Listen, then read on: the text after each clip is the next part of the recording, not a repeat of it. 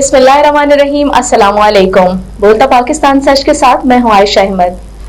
Viewers, आज जिस topic पर बात कर रहे हैं, बहुत अफसोस से मुझे ये कहना पड़ रहा है कि अगर बिजली के बढ़ते रेट्स पर हम यूं ही चुप साधे बैठे रहे तो लिख लीजिए कि एक दिन बिजली का बिल आपकी कुल आमदनी के बराबर हो जाएगा।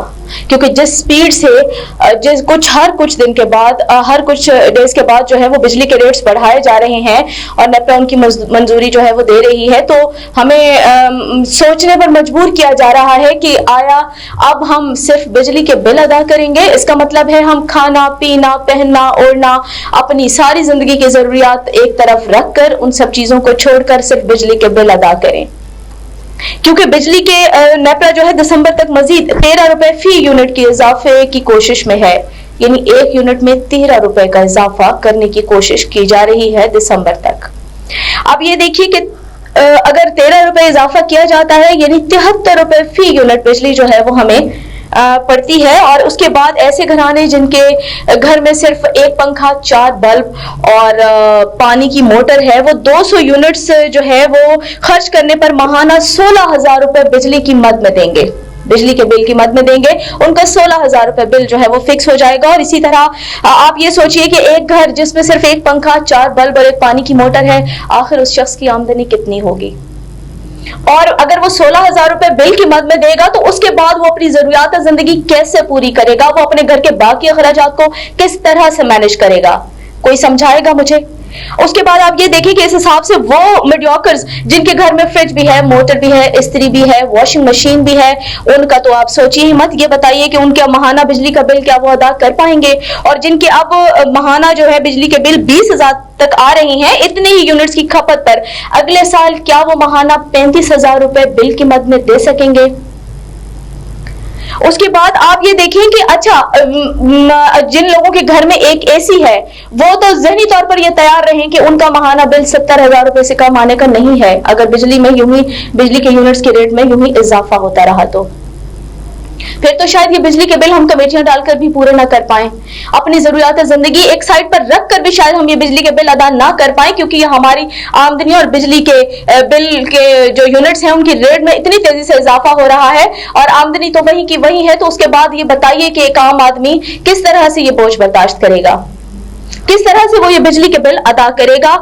तो खुदारा कई जो है ना इस जुल्म पर आवाज उठाइए। हम किस तरह से एक आम आदमी जो है वो इन सारी चीजों को मैनेज करे। यकीन माने आम लोगों को बिजली का बिल पकड़कर फूट फूट कर रोते देखा है मैंने। उन आंखों की बेबसी दिल चीर देती है, उन आंखों में एक सवाल नजर आता है कि आखिर कैसे और ये जुल्म क्यों। यकीन माने कल एक खबर सुनी है मैंने, मेरे रोंगटे खड़े हो गए, मेरी रूह जो है वो कांप गई अंदर से जब मैंने ये सुना कि बिहाड़ी में रहने वाले एक शख्स ने बिजली का बिल ना होने पर, व्यूअर्स, बिजली का बिल अदा ना करने की हैसियत होने पर उसने खुदकुशी कर ली। सोचे कि वो एक शख्स जिसने खुदकुशी की वो पता नहीं कितने लोगों का आसरा होगा, कितने लोगों का सहारा होगा। हो सकता है वो वाहिद कमाने वाला शख्स हो अपने घर के लिए। क्या यह आम आदमी के साथ इंसाफ है? और क्या ये खुला तजाद नहीं कि हमारी अदलिया जो हर दूसरी चीज पर 100 मोटो लेती है, वो एक आम आदमी पर इतना जुल्म होने के बावजूद 100 मोटो नहीं ले सकी? क्यों? मिट जाएगी मखलूक तो इंसाफ करोगे, इंसाफ के तकाजे पूरे करें, आम आदमी को उसके हुकूक दे। पाकिस्तान के आम शहरी हैं हम, इस मुल्क के बाइज्जत शहरी हैं हम टैक्स पेयर्स हैं, हम टैक्स देते हैं, इस मुल्क की मईशत का पहिया चलता है। हमारे साथ ये जुल्म मत करें। खुदा के लिए आम आदमी के बारे में सोचें, उसकी जरूरियात के बारे में सोचें, देखें कि उसकी आमदनी कितनी है और उसके बिजली के बिल कितने आ रहे हैं। कभी क्या हम आम आदमी की जिंदगी की यही वक़्त है कि कभी वो आटे की लाइन लंबी लंबी लाइनों में लगकर लोगों के पैरों के नीचे आकर कुचला जाए, या गर्मी से मर जाए, या बिजली का बिल ना होने की हैसियत रखने पर वो खुदकुशी करने पर मजबूर हो जाए? आखिर क्यों? एक आम शहरी की जिंदगी इतनी बेवकूफ हो गई है, इतनी बेवकूफ कर दी है आप लोगों ने कि वो टैक्स भी देता है, वो यानी उससे मुल्क की मईशत का पहिया भी चलता है, और फिर उस पर जिंदगी, उस पर जीत का जो है वो दायरा इतना तंग किया जा रहा है कि वो खुदकुशी करने पर मजबूर हो रहा है। वो ये सोच रहा है उसको फरार की सिर्फ मतलब इन सारी मुसीबतों से फरार की सिर्फ एक राह नजर आती है कि वो अपनी जिंदगी खत्म कर ले।